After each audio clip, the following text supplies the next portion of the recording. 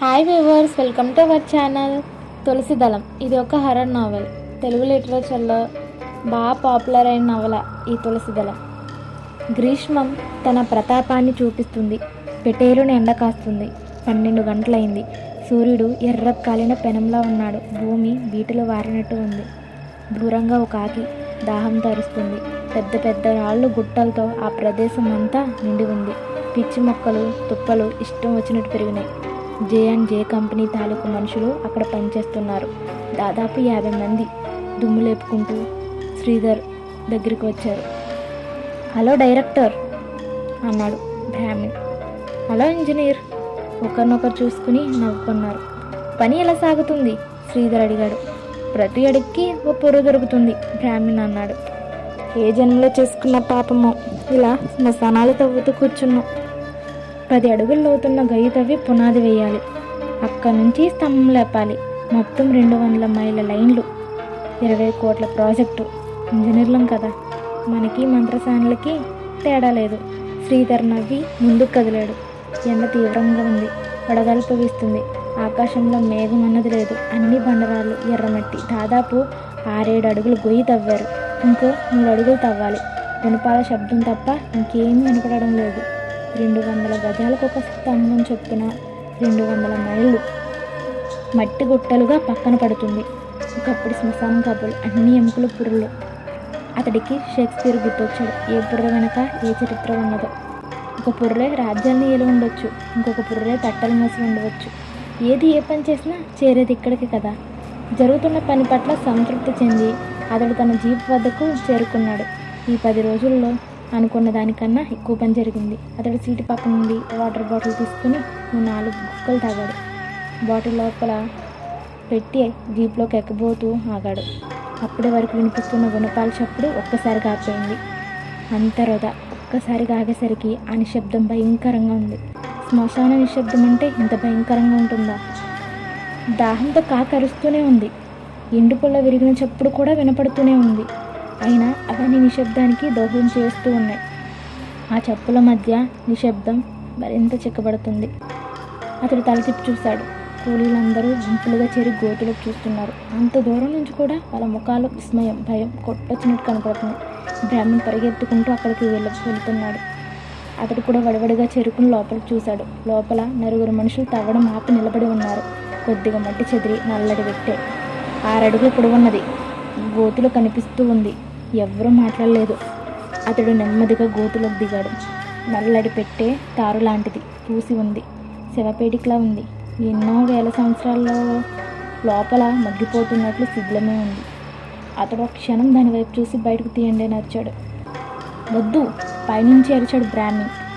Department వాళ్ళకి చెప్దాం, వాళ్ళే వచ్చి చూసుకుంటారు. ఈ లోపల అతడు పైకి వచ్చాడు. బ్రాహ్మణ్ ప్రశ్నకు సమాధానంగా, అంతకాలం మనం పని ఆపుకుని కూర్చుంటామా అని తిరిగి లోపలికి చూసి పైకి లాగండి అన్నాడు. 5 నిమిషాల పాటు అక్కడ చాలా టెన్షన్తో కూడిన పని జరిగింది. పెట్టె చుట్టూ ఉన్న మట్టిని పక్కకు తీశారు. అడుగు నుంచి గుణపాలతో దాన్ని కదిపారు. నెమ్మదిగా పెట్టె పైకి చేరింది. గోలేనికి చిన్న సీల్ లాంటిది ఉంది. పెట్టె మీద ఏవో అర్థం కాని అక్షరాలు ఉన్నాయి. బ్రాహ్మణ్ వాటినే చూస్తున్నాడు. శ్రీధర్ అతడి వైపు చూసి నవ్వాడు. మంత్రతంత్రాల మీద రీసెర్చ్ చేశానంటూ మరి అక్షరాలతో చదవలేవు. బ్రాహ్మణ్ వంగి దాన్ని చదవడానికి ప్రయత్నించి విఫలమై తల అడ్డంగా ఊపుతూ లాభం లేదు, మట్టి అక్షరాలను తినేసింది అన్నాడు. శ్రీధర్ వంగి సీలు విప్పసాగాడు. అది చూసిన బ్రాహ్మణ్ కంగారుగా వంగి, వద్దు బాస్, మనకెందుకు, దాన్ని అలా వదిలే అన్నాడు. శ్రీధర్ వినలేదు. తన పని చేస్తూనే, ఇందులో ప్రమాదం ఏముంది అంటూ పని పూర్తి చేశాడు. చుట్టూ ఉన్న కూలీలు ఉత్సుకతో అతను చేసి పనిని చూడసాగారు. పెట్టె గోళల్ని చేత్తో పట్టుకుని బలంగా మూత తెరిచాడు. ఎన్నో సంవత్సరాల క్రితం వేయబడిందో తుప్పు పట్టి ఓ పట్టాను రాలేదు. 2 కూలీలు సాయం పట్టారు. కిర్రుమన్న చప్పుడుతో నెమ్మదిగా పెట్టి తెరుచుకోవడం ప్రారంభించింది. అక్కడున్న వాళ్ళంతా ఊపిరి బిగపట్టారు. బ్రాహ్మణ్ అయితే ఉత్సుకతో ఏ క్షణమైనా బరెస్ట్ అయ్యేటట్లు చూస్తున్నాడు. శ్రీధర్ దాని వైపే చూస్తున్నాడు. మూత పూర్తిగా పైకి తెరుచుకోగానే అప్రయత్నం గడుగు వెనక్కి వేశాడు. నిద్రపోతున్నట్టు ఉంది శవం. 2 చేతులు ఛాతి మీద పెట్టుకుని చర్మం నల్లగా మారి ఉంది. శరీరం అంతా ఏదో లేపన పూసినట్టున్నారు. అందుకే శిథిలం అవ్వలేదు. కానీ వేసిన బట్టలు, కప్పిన గుడ్డలు వీటిని మాత్రం పురుగులు తినేసినాయి. కట్టెలా బిగిసిపోయిన ఒక కాలు గాలిలో కొద్దిగా తేలి ఉంది. కనుగుడ్ల ప్రాంతంలో 2 రంధ్రాలు ఉన్నాయి. కొద్దిగా సందు చేసుకుని పురుగు రెప్పల సందులోంచి లోపలికి ప్రవేశించి చేసి ఉంటుంది. తెరిచి ఉన్న నోరు ఏదో చెప్పడానికి ప్రయత్నిస్తున్నట్టు ఉంది. మై గాడ్, తనలో తానే గొనుక్కున్నాడు బ్రాహ్మణి ఆ దృశ్యాన్ని చూస్తూ. శ్రీధర్ శవం వైపు చూడడం లేదు. దాని ఛాతి మీద పత్రాన్ని చూస్తున్నాడు.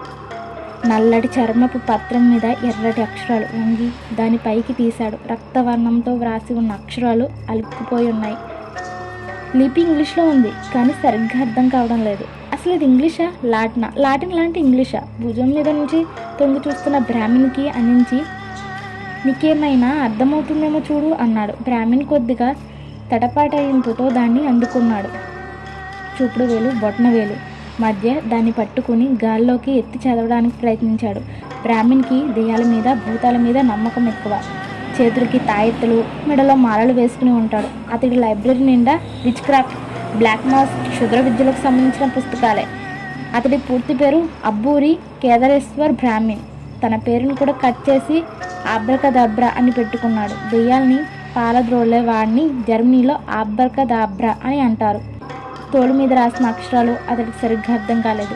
కూలీలు ఆ పెట్టె దగ్గరే మూగి తమలో తాము మాట్లాడుకోసాగారు. శ్రీధర్ బ్రాహ్మణ్ వైపు సాలోచనగా చూశాడు. బ్రాహ్మణ్ జేబులో నుంచి భూతద్దం తీసి జాగ్రత్తగా చదవసాగాడు. పూర్తయ్యేసరికి అతడి మొహం అంతా చెమటలు పట్టేసినాయి. గ్రాడియర్స్ ఫ్రాక్ట్, బ్రాహ్మణ్ అన్నాడు. ఏమిటిది? శ్రీధర్ అడిగాడు. గ్రాడియర్ పాక్ట్ అంటే డాక్టర్ పాస్టస్ గురించి నువ్వు చదవలేదా? లేదు. బ్రతుకున్నప్పుడు సైతాన్ని ఆశ్రయిస్తే క్షుద్రమైన విద్యలన్నీ అలవడతాయి. దాంతో సర్వసౌఖ్యాలు అనుభవించవచ్చు. అయితే ఇందులో ఇంకో క్లాజ్ ప్రకారం ఆ వ్యక్తి తన మరణానంతరం తన ఆత్మని, శరీరాన్ని దెయ్యానికే అర్పించాలి. చాలా బాధాకరమైన చర్య అది. అగ్రిమెంట్లోనే గ్రాడియర్ పాక్స్ అంటారు. ఇదే అది. ఏం వ్రాసింది అందులో? బ్రాహ్మణ్ చదవసాగాడు. నేను నమ్మిన సైతాన్ ప్రమాణంగా ఈ పత్రాన్ని వ్రాస్తున్నాను. నేను బ్రతుకున్నంత కాలము నాకు సకల ఐశ్వర్యాలు ఇచ్చినందుకు కృతజ్ఞతగా నా ఈ శరీరాన్ని నేను ఈ క్షణం నుంచి సైతానికి అర్పిస్తున్నాను. నేను బ్రతుకున్నంత కాలము ప్రజలతో దేవుడి పట్ల నమ్మకం పోగొట్టడానికే ప్రయత్నిస్తాను. నా ఆత్మ, నా శరీరము దెయ్యానివే. ఎన్ని వేల సంవత్సరాలైనా నా శరీరాన్ని భద్రపరిచే బాధ్యత దెయ్యం తీసుకుంటుంది. నా ఆత్మ డెవిల్ సేవలో గడుపుతుంది. ఇది నా రక్తంతో వ్రాసిన అగ్రిమెంట్. Abraham 240 BC. దాని కింద జై అబ్రహం జననం, మరణం తేదీలు వేసి ఉన్నాయి. 2000 సంవత్సరాల క్రితం నాటి శవం. ఉద్వేగంతో బ్రాహ్మణ్ అన్నాడు.